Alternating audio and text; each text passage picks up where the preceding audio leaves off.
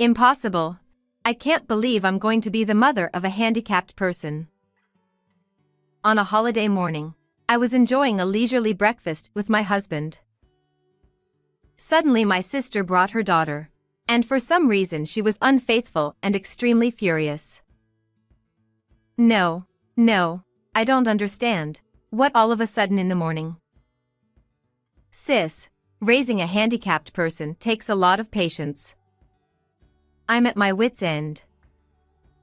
The sister's daughter stood quietly, crying at her mother's outburst.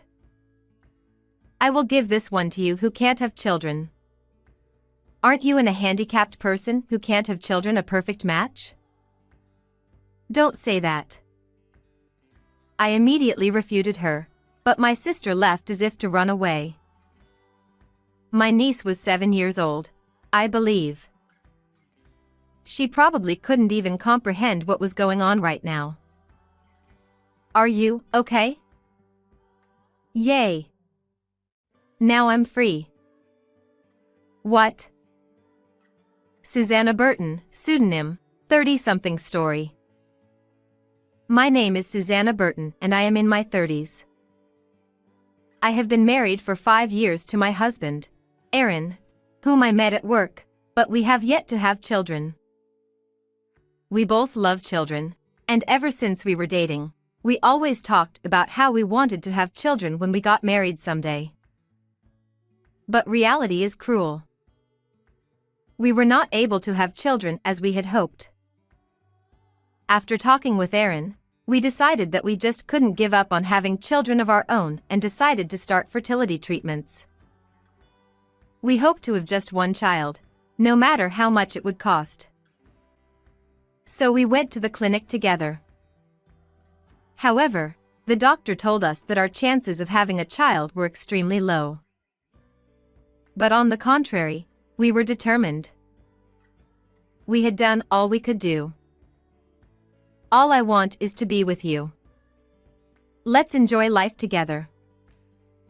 He also encouraged me by saying so. Even if we were not blessed with children in the future, we could enjoy our life together as a couple. One day, when I returned to my parents' house, my sister Caroline had also returned at the same time. She had been popular since she was a student because of her pretty looks and her good sense of humor, and now she was married and had a husband named Seth. I hadn't seen her in a while, and she was dressed in high brands. She proudly told me that Seth has taken over his parents' company and is the president. By the way, she makes fun of the fact that my husband is an ordinary company employee, and she also demeans me. My husband is now the president of the company? Well, he was always an elite. Compared to that, yours. Your husband is amazing, isn't he? But Aaron also works very hard and is very kind to me. You've always been like that, and that's why you can't do anything. I was always bothered inside, while I was appropriately malleable. It was a good thing I didn't talk back to her. By the way, I heard that you are a defective product who can't even have children. You're a useless woman, aren't you? She said mockingly while laughing at me. Caroline has always disliked me anyway. She always tries to outdo me and mount me, which frankly tires me out. She doesn't say such terrible things to me in front of my parents either. She does whatever she wants when her parents are not around. I was deeply offended by her ridicule of my infertility and left my parents' house. Why should I be talked about like that? How much did she think I had suffered because I could not have children? After that, she often pointed out to me how difficult it was for me to have children. When she meets with me, she brags about having a child herself. Even though I have always thought I understood her bad character, I could not tolerate her ridicule of my sensitive issues. She makes fun of me every time I see her like this, and her attitude gets worse and worse. Then we have no choice but to distance ourselves from her. I began to be careful not to see her as much as possible. Then one day on a holiday, many months later, the intercom suddenly rang. Suddenly, the intercom rang. My husband was off today, and he was out shopping. I was alone, doing the housework. When Aaron comes home, maybe we can go out somewhere together. I was washing dishes while thinking about that. I wondered what in the world was going on in the morning, and when I checked, to my surprise, it was Caroline. It's been a while since I've been away from here. I haven't seen her for a long time. And yet, it was her coming to me. Her face on the intercom screen was clearly unhappy, and she was standing there in front of the front door. I wonder what she wants, even though I don't want to see her. I reluctantly open the front door. She is standing in front of me with a sullen expression on her face. It's been a long time. Oh, it's so unusual to see you here with Natalie.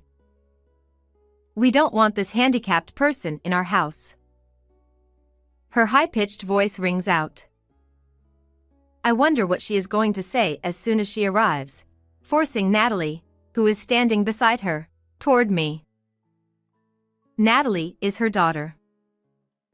She is 7 years old, I think. Natalie almost fell over when she was suddenly pushed toward me. What do you mean? You just barged in all of a sudden? I stare at Caroline, who is confused and pushes the child away. She takes one look at Natalie, who is sobbing in my arms, and sighs. She is so annoying. A handicapped person who can't even speak properly doesn't deserve to be in our house. How can you use such a violent word as handicapped to your own daughter? I was at a loss for words. What do you mean she can't speak?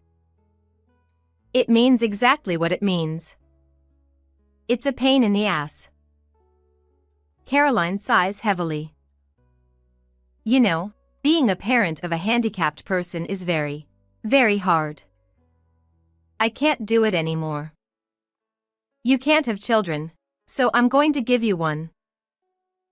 What? You can't have children and a handicapped person is a perfect match. Get along with each other. After saying what she wanted to say as much as she wanted, she got into her car and drove away without making eye contact with her daughter. I was so stunned by what had happened that all I could do was hug Natalie. I came to my senses and looked around. I heard my sister's shrill voice echoing throughout the morning. The neighbors might come to see what was going on. I hurriedly took Natalie by the hand and led her into the house. I lock the front door and turn around. Just as I am about to comfort Natalie. Yay! Now I'm free. Natalie, having entered the house and convinced that her mother has returned, exclaims with joy. I had no idea what was going on and decided to listen to her story in the living room. It seems that Natalie has been educated very strictly to be an ideal child. She went to different classes every day and sometimes had more than one class in a day. No matter how hard she tried, she never received praise or recognition. If she failed to do as well as she wanted, she was beaten and yelled at. When she asked for help, her father was always at work, and her paternal grandparents did not pay attention to their female grandchild. Then a younger brother was born, and Natalie lost all positive attention to him. She no longer felt any affection for him, and was treated as if he was an obstacle. She was so afraid of being scolded that she finally stopped speaking in front of her mother, who mistakenly thought she had lost her ability to speak and brought her to me in a rage. When I made mistakes, they would scold me and yell at me. They wouldn't even let me eat. Natalie tells her story with a downcast look on her face. Upon closer inspection, She is emaciated and has scars on her arms and legs. It is too dangerous to send her back to her sister's house now that I have heard such a story. I let her eat her dinner for the time being. Natalie is engrossed in eating her meal. Perhaps this is the first satisfying meal she has had in a long time. How could she not give her growing child enough to eat? I think to myself as I watch her. I am the only one she can rely on right now. I was ready. Aaron returns a little later and is surprised to see Natalie at home. I immediately told him what had happened. I then told him that I wanted to take Natalie in. He too was displeased with my sister and her husband's inability to take care of their own child.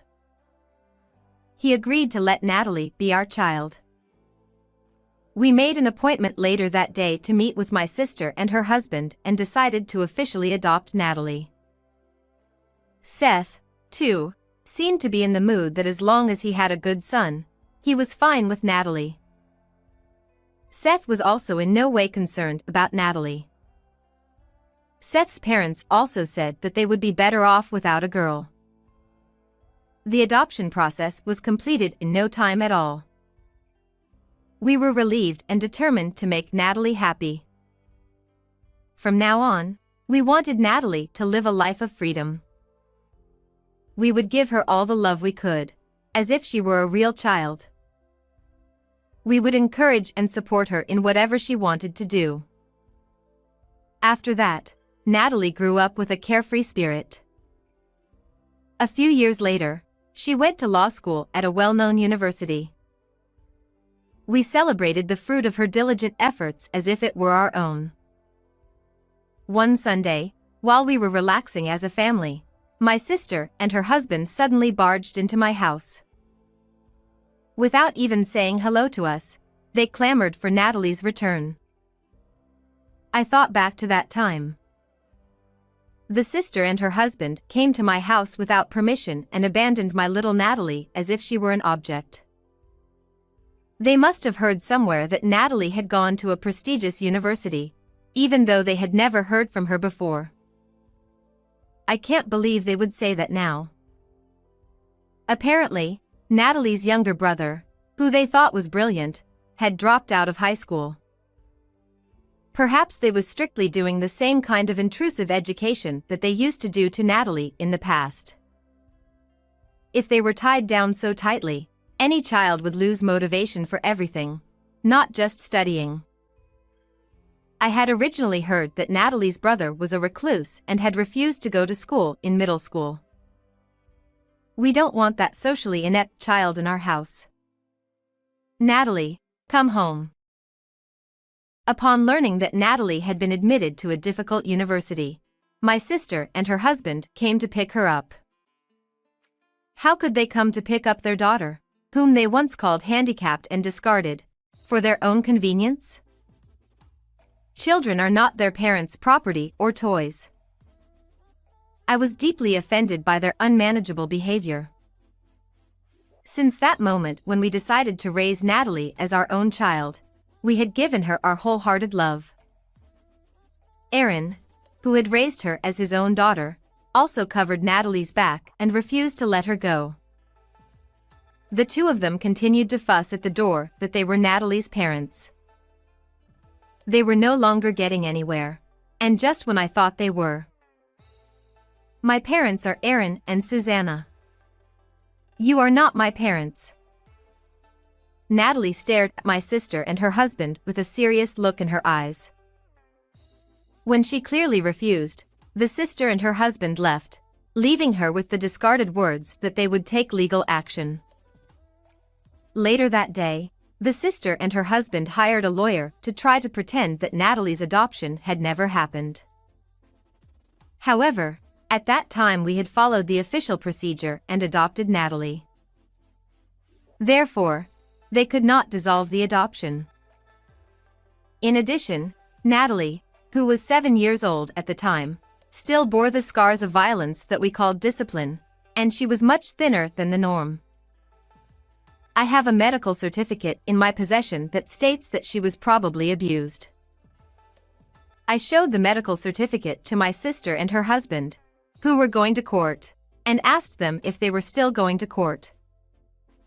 Seth, who had taken over his parents' company and was now the president, declined to go to trial for fear of bad publicity. They are the kind of couple who would even abandon their own child out of concern for the world. There was no way they could go to court with the evidence of their abuse in front of them. But somewhere along the way, a rumor began to circulate that Natalie, Seth's eldest daughter, had been adopted, as if she had been abused and abandoned. The rumor spread quickly, and the stock price of Seth's company dropped dramatically. Soon after, Seth was removed from his position as president of the company in order to take responsibility for his actions. My sister and her husband then disappeared. Natalie's younger brother, who was left alone, was taken in by Seth's relatives, passed his tests, and attended college. Natalie successfully graduated from college and got a job at the company she wanted. She married a man she met at work. We were sad to see her go, but wished her a long and happy life as she left our home with her husband and wife. What did you think of this story? Please subscribe to our channel. See you in the next video. They took all of your father's insurance money and kicked me out of my house. Can I stay with you just tonight? I was shocked that my mother would be treated like that by the son and his wife who lived with her. She looked even worse than before, and although it was winter, she was incredibly thin and wearing tattered clothes. I was willing to accept her, of course. But my husband, who was with me. I don't want you to do that. Let me drive you to your house. Said to her. I was astonished. I had no idea that my husband was such a cold person. But actually, he had an idea. I am Kate, 30 years old.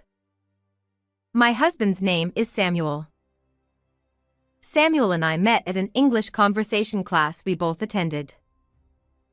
We happened to be paired up a lot, and I liked him because he seemed kind and gentle, and I approached him. Our personalities are complete opposites. I like to talk a lot, but he is quiet and not very talkative.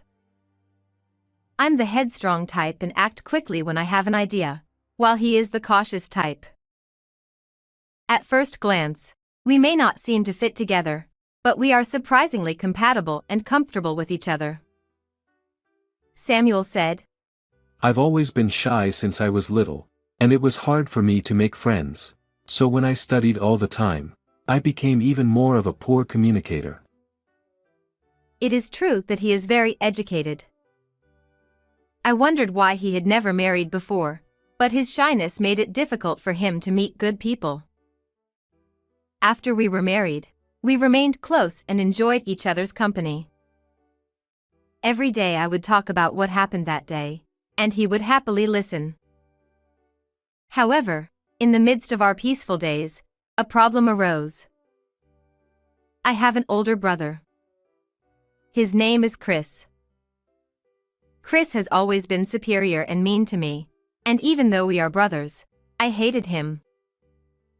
We had very little contact as adults, until 2 years ago when I got word that he was getting married. His wife, Molly, was also kind of a mean-spirited person and I just could not like them both. Samuel knew I had a hard time with him, so we kept our relationship to a minimum with my brother and his wife. For the 2 years after Chris got married, we had almost no contact with each other. But then he contacted me. We're moving in with our dads. You don't have a problem with that, do you? I was surprised at the suddenness of his words. I asked him why he was moving in with them. That's obvious. Because I need someone to take care of my mom and dad in their old age. he said. The Chris and Molly I knew didn't seem like the type to say such a thing. But as long as they were like that, I had no right to stop them. I called my mother and asked her about it. Chris told me that it's probably getting too old for us. She didn't seem particularly anxious about it, so I was relieved. However, a few months after my brother and his wife moved in with my parents, our father suddenly fell ill. To my surprise, he was told that he had very little time left to live. When I heard this diagnosis, my mind went blank. My father was one of the most important people in my life.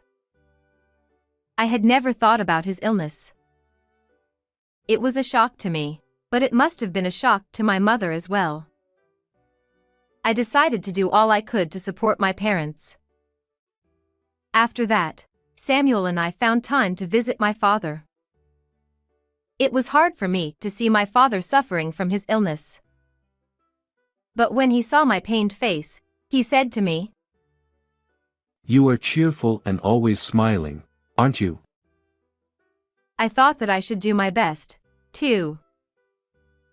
However, there were two things that bothered me when I went to visit my father. One was that my brother and his wife did not seem to have come to visit him at all. The other was that my mother looked very thin. I thought that my mother's thinness was due to the fact that my father had become ill, just as I had, but then, perhaps it was a daughter's intuition, but I had a feeling that this was not the case. On the day I happened to be visiting my mother, I invited her to a cafe and listened to what she had to say. "Mom, you look kind of out of shape. Are you all right? Is it just my imagination, or is it not just because you are worried about my father?" When I asked her that, she looked at me with a startled expression on her face. Then she lowered her eyes. "It's not a big deal. Ever since your father was hospitalized, things haven't been going well with Chris. But you don't have to worry so much." She then trailed off. After that, no matter what I tried to get out of her, she wouldn't answer me any more about it. I couldn't stand still. The next day, I visited my parents' house shortly before my brother and his wife returned home. Surprised and trying to persuade my mother to stop, I decided to hide in a closet in the living room to check on the house. Then I would see a surprise. As soon as my brother came home. "I'm hungry. Mom, I want some food," he asks. "I'm just getting ready." Molly, who comes home at the same time and sighs. "I told you to have the food ready when we get home, didn't I? You've been a housewife for so many years, you can't even do that? Besides, my favorite clothes were a little faded. It cost a lot of money, so what are you going to do about it?" Molly blamed my mother one after another. After that, I could see that my brother and his wife were treating my mother as if she were a slave. I was getting angry at what my brother and his wife were saying and doing, but somehow I managed to suppress my emotions. I knew that it would be unwise for me to run out of the house at this point. After that, I watched my brother and his wife bully my mother and beg for money, trembling with anger. Then, after making sure that my brother and his wife had gone to their room, I sneaked out of the house. I immediately reported this to Samuel. As I reported it, I cried out of frustration and sadness. I said to Samuel, "Hey Samuel, do something about it. You go to my parents' house and tell Chris and the others to get tough." I told him, but he was calm. "That's not a very nice way to go." He said that and shut up without saying anything more. I couldn't believe that he didn't say anything to me until this moment, no matter how quiet he said he was. I couldn't suppress my mortified feeling. On top of that, My mother said to me, "Listen, I want you to keep what you saw yesterday in your mind for a while. Your father is sick and I just want to think about that right now. I'll be fine, so you don't have to do anything anyway." I could not do anything when my mother said that to me.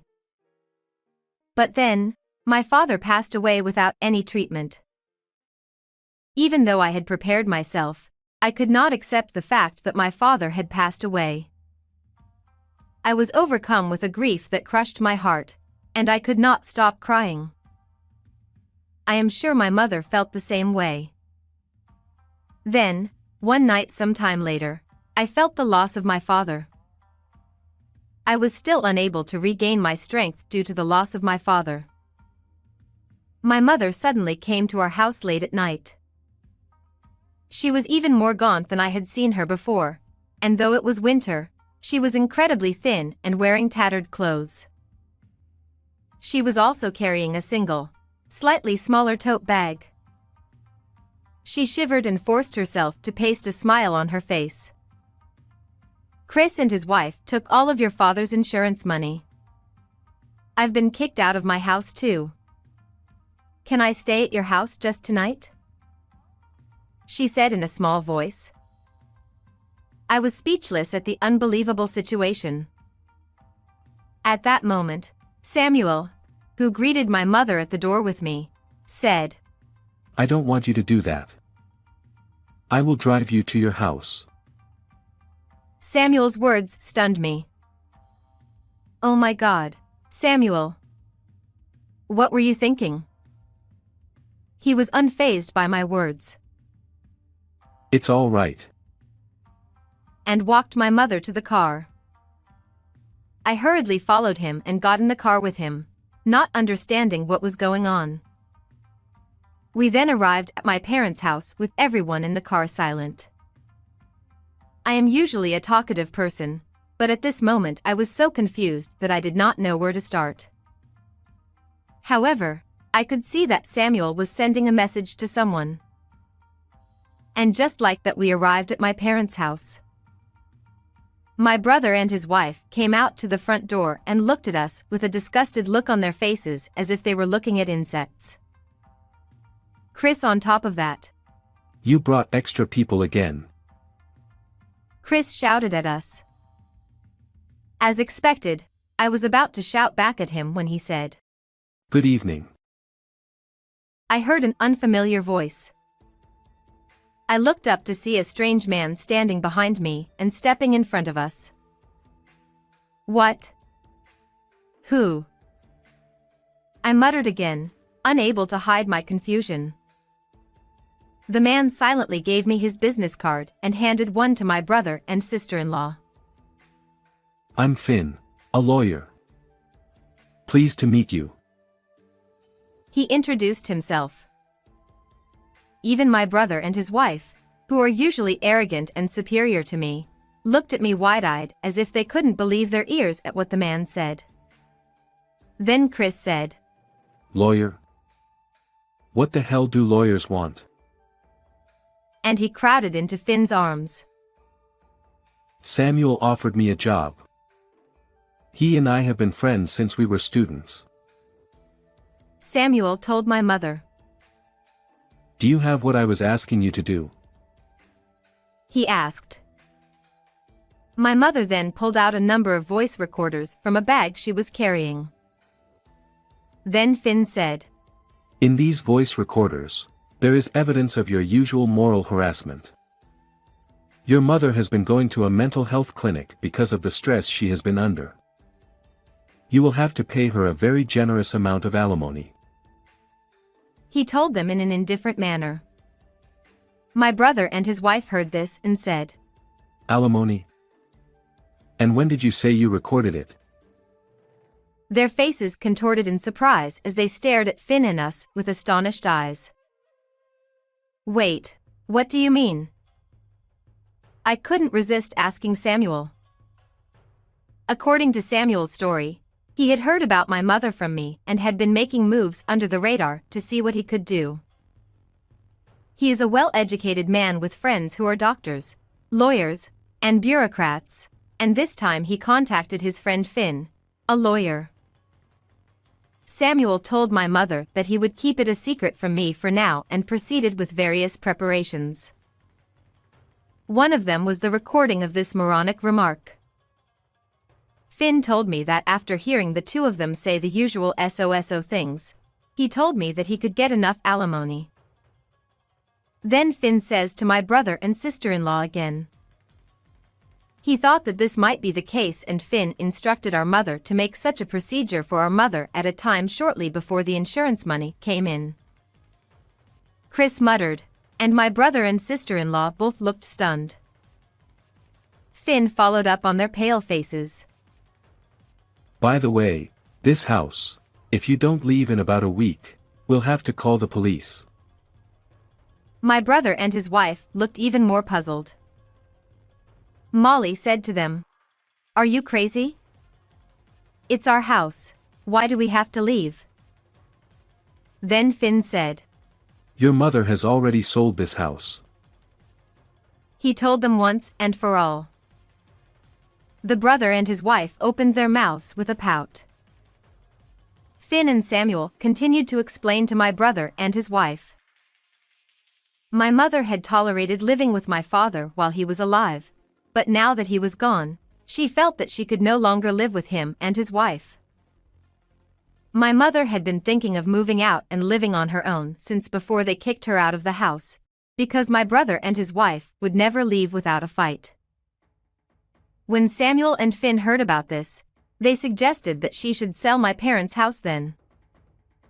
Since my parents' house was in my mother's name, the process was quick and easy. This meant that my brother and his wife would not only not get my father's insurance money, but they would also lose their house. Well, that's the way it is then. In the meantime, why don't you go and get some more necessary belongings? That's why we brought you home once we did.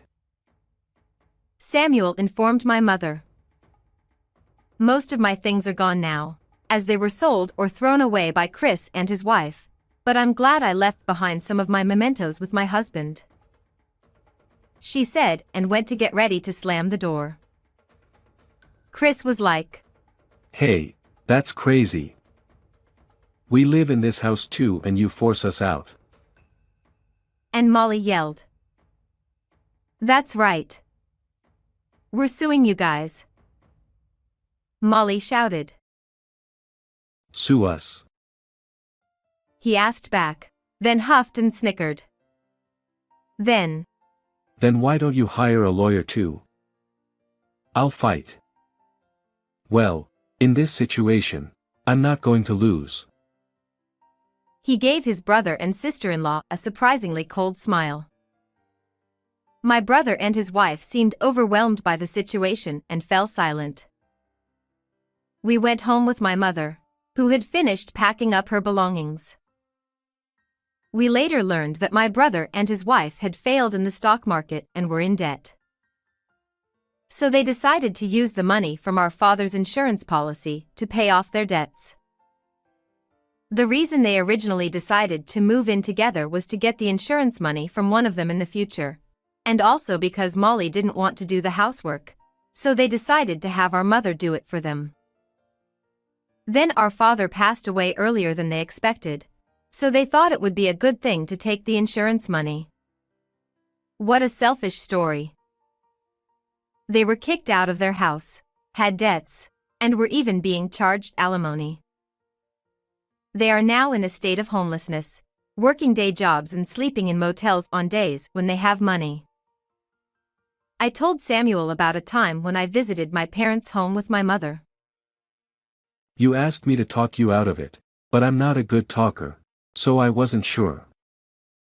But I have a few friends, and I just remembered my friend Finn from college, and I asked him, and he was willing to do it. I thought that if I told you in advance, you might take some unnecessary action, so I decided to move in secret. He laughed.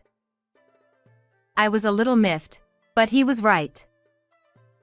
Come to think of it, my mother was preparing to live on her own, but Samuel and I encouraged her to come to our house, and now she lives with us. My mother can now afford quite well with her pension, the insurance money she got back, and the money from selling the house. She now spends her days happily attending flamenco, piano, and other lessons. I am sure that my late father would have been happy to see my mother's lively life from heaven. What did you think of this story? Please subscribe to our channel. See you in the next video.